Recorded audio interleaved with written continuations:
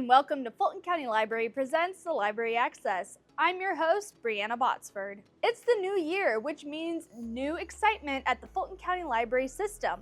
Let's start off 2026 with a fun recap of some amazing programs we offered in 2025. The Children's Museum of Atlanta visited the Northwest Library to offer a Cooking with Curiosity program for children.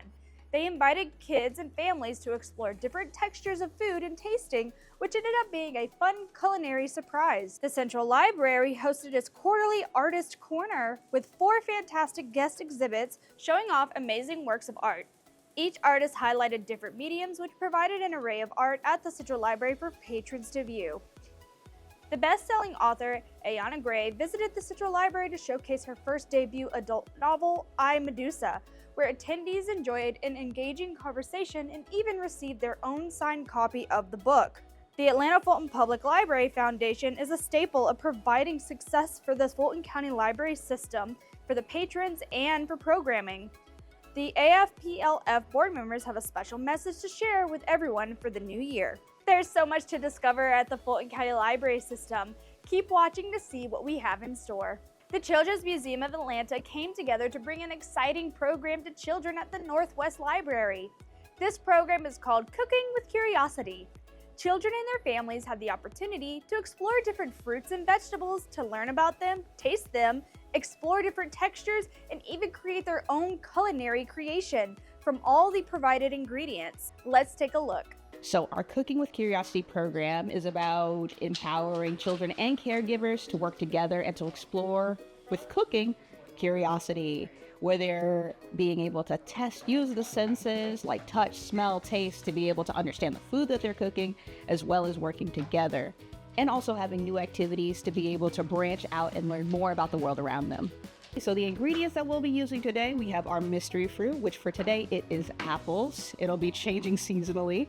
Strawberries, blueberries, we have coconut yogurt. We have Greek yogurt as an option as well. So first off, we want to start with inspecting to help branch out those curious thoughts, curious thinking about the fruits that they'll be interacting with today. They will practice cutting. We have plastic knives as well as little wooden knives for them to go ahead and practice cutting, since they're nice and safe for them to use. They can also go ahead and tear whatever feels most comfortable for them.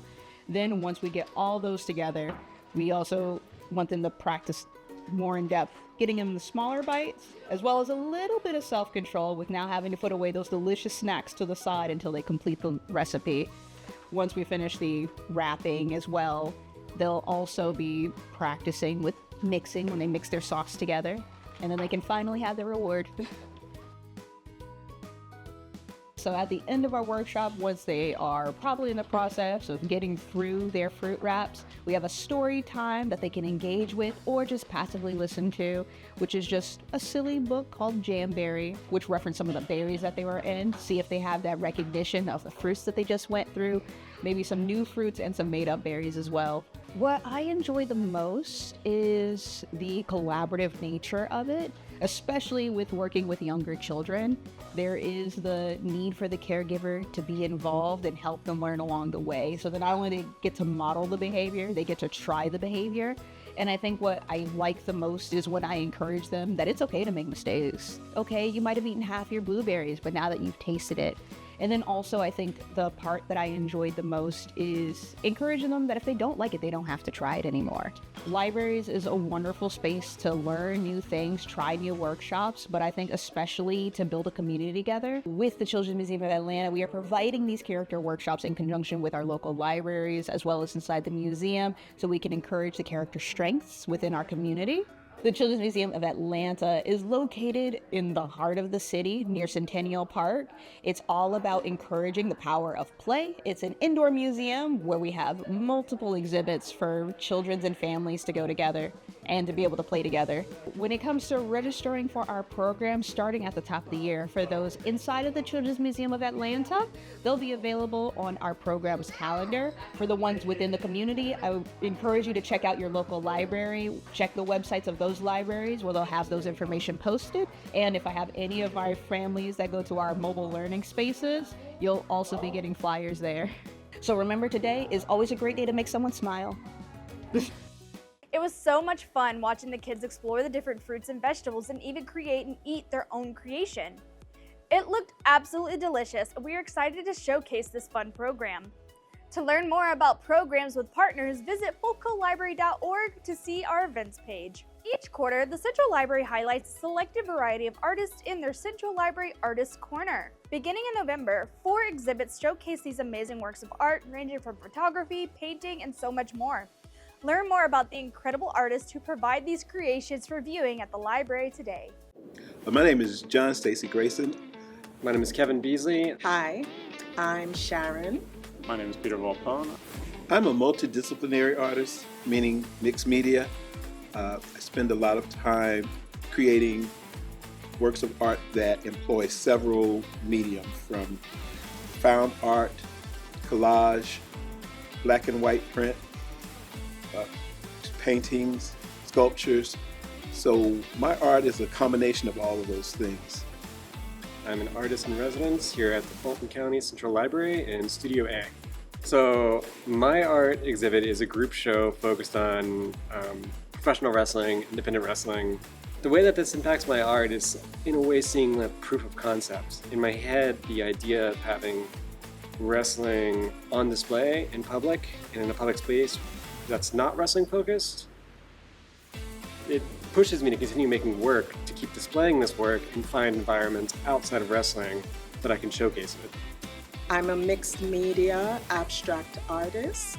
I am currently at the Central Library. I'll start with layers of paper and acrylic paint. And acrylic paint, because it dries really fast, and so I can move through the process a little faster. And color.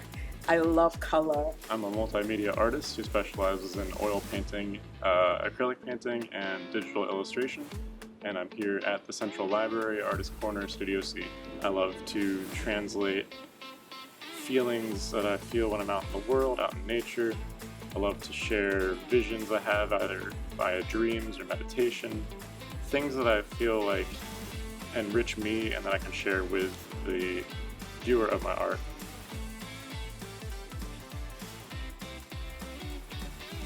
It's so exciting to see the variety of mediums available to view at your local library. Stop by at any time to see these incredible works of art now until February 2026. If you're interested in learning more about the Artist Corner or even provide your own submission for a future exhibit, please visit our website at fulcolibrary.org. The Central Library was delighted to host best-selling author Ayanna Gray for an engaging program debuting her first adult novel, Medusa. During this event, patrons were excited to listen to the author discuss themes of her newest book and even have the opportunity to ask their own questions. The audience was excited to have the opportunity to listen to her discuss about her previous works, along with some new upcoming projects. At the end of the program, the first 100 people received their very own copy of the book and had a chance to meet the author and get the book signed. One of the things that I found so fascinating about this book is how your world building within like the world. You know what I mean? Like your world building within ancient history, and that had to be so fun to do. Fun and scary, because I was like just waiting for some actually person to be on Yeah, page yeah. 62. And I'm sure I got things wrong. It's a fantasy novel. Mhm. So I give myself that grace, but I wanted it to at least appear that I did like a fair amount of research. Oh, well, you can definitely tell. You Thank can you. definitely tell. Yes, you can definitely tell. What's been the most fulfilling part of I, Medusa being out in the world? I know it's been like 2 days so far.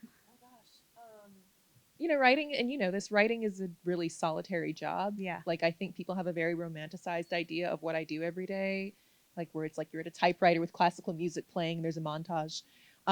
Usually I'm just in a bonnet at my desk, like in pajamas, and it's lonely. It's really lonely. It's quiet, it's lonely, and you're writing and you're like, is anyone gonna like this? Is anybody gonna get it? And I've started this 3 years ago. And so for so long I've had to keep all the secrets, and I've had to hope that certain things landed. And so now that it's out, and now that like people are sending me messages like, on this page you did this one thing, and it's like, oh, you saw it.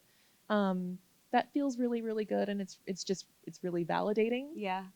Especially because I really was prepared for people to be like, Medusa can't be Black, you can't do this. This is a woke book, Yeah. I mean, really.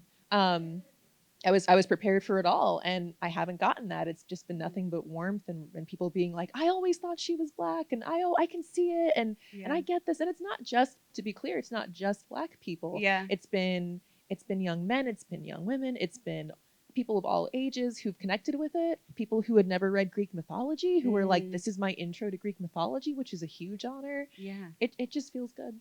If you missed your chance to see the event in person, don't worry. You can watch it on our YouTube. Just search Fulco Library. It's hard to believe that 2025 is already over and we are starting a new chapter of 2026. It's a perfect time to reflect on all the achievements of the Fulton County Library System. But without the support of our patrons, the community, and the Atlanta Fulton Public Library Foundation, so many of these amazing programs and opportunities would not be available to the public. We have a special message from the Atlanta Fulton Public Library Foundation board members to our patrons and the public about how important the library is, and also to show support for the Atlanta Fulton Public Library Foundation. We have a special message from the Atlanta Fulton Public Library Foundation board members to our patrons and the public about how important the library is, and also how to show your support for the foundation.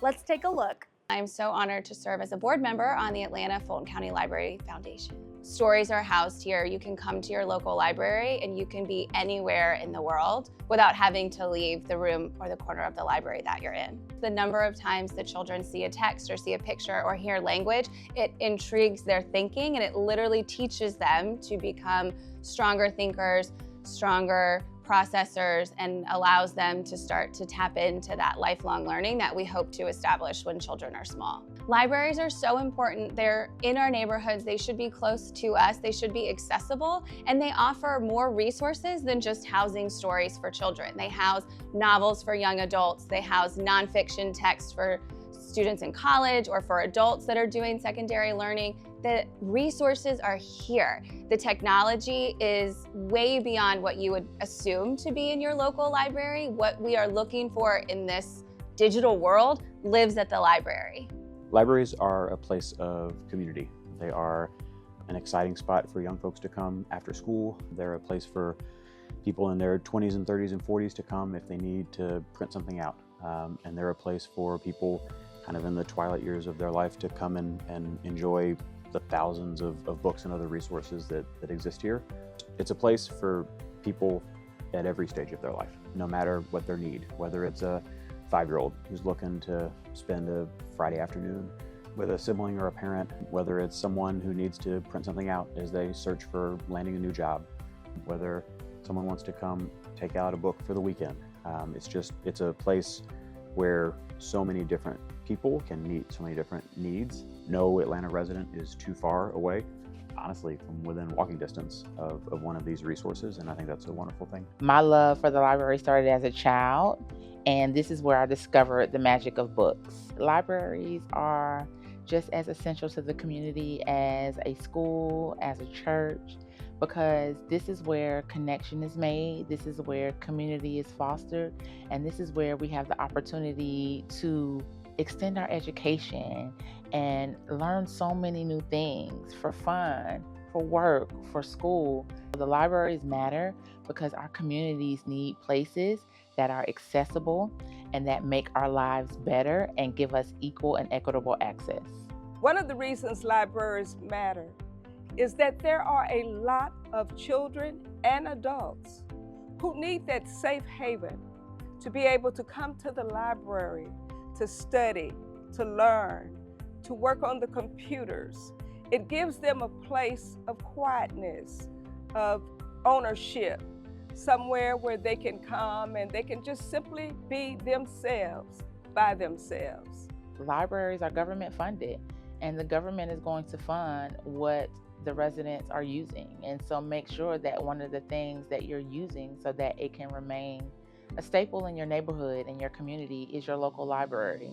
And in addition to making sure that funding remains in place for the libraries, come to the library so that you can share your love of the library with those around you and make other people understand the magic and the joy and the bliss that you can find in the library and all the things that are at literally your fingertips. There are few places in our community and in society where literacy is more lifted up than in a library. And I am incredibly grateful to all of the folks who work in the Atlanta Fulton County Library System for the work that they do day in and day out for hundreds of thousands of Fulton County residents, especially as we teach the youngest among us to read, because that is literally the most powerful tool we can give someone in life. Libraries can take you places you would never imagine. I'm so grateful for the libraries, Atlanta Fulton County Libraries. If you'd like to learn more about the Atlanta Fulton Public Library Foundation, please visit their website at afplf.org. And also, if you're interested in showing support, we have plenty of opportunities for you to do so. Visit their website today to learn more. What's a library? What's a library in 2022 or 2030 or 2040? And what's that role of the library in early learning, in reaching the adult who's been failed by life? We're trusted. We are a really good place for people to seek out educational opportunities. They can come to the library and they don't feel the same kind of stigma and shame that they may have felt at school. There's like a fence around the library sometimes. Education is certainly one of those areas that I said we've got to not only remove the pickets of the fence, we have to blow the fence apart. Having the Career Online High School was just kind of the next filling in the gap, providing the opportunity for people to get their high school diploma and achieve that dream when they didn't have a chance to do it. Who's worried about, do we have the capacity for this? Do we have the money for this? We want to talk about those obstacles. It's so easy to get overwhelmed when you look at your whole community and how are you going to possibly meet the need. I'm here to tell you, you're a librarian. You know how to use data. So how do you be strategic with data to figure out where is that community who's ready for your message? Look up Measure of America. I can look at individual census tracts by name and number to tell me which of those has greater than 30% of the adults who don't have a high school diploma yet. Once that wheel starts turning and you have graduates and they share their stories or you have a ceremony, people get it instantly. Start to tell that story and literally just go with your hands out like, I have access to this program. I can graduate residents in the community, just give me money. This program is essential.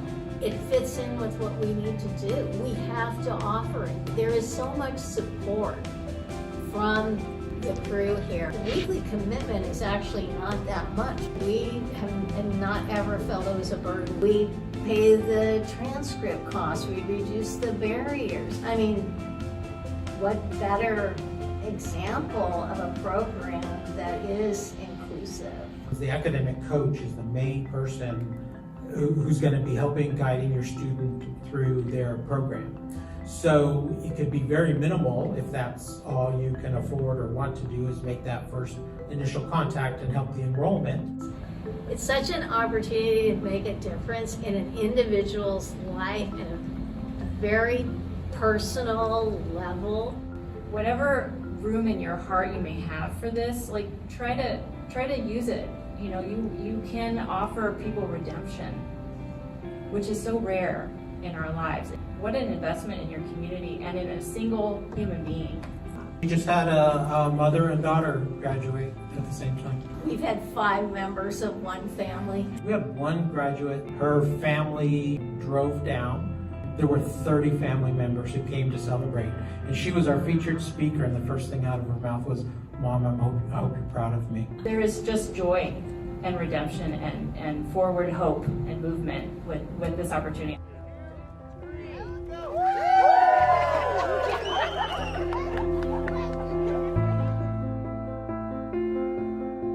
If you're interested in getting more updates about what's going on in the Fulton County Library System, please subscribe to our bi-weekly e-newsletter. You'll get updates on new materials, staff recommended book lists, event recaps, highlights, and more. Visit our website to subscribe today. Thank you for watching Library Access presented by the Fulton County Library System. Be sure to follow us on Facebook, Instagram, TikTok, and YouTube at Fulco Library, and visit us at fulcolibrary.org. I'm your host, Ayanna Gray. I will see you next time on Library Access.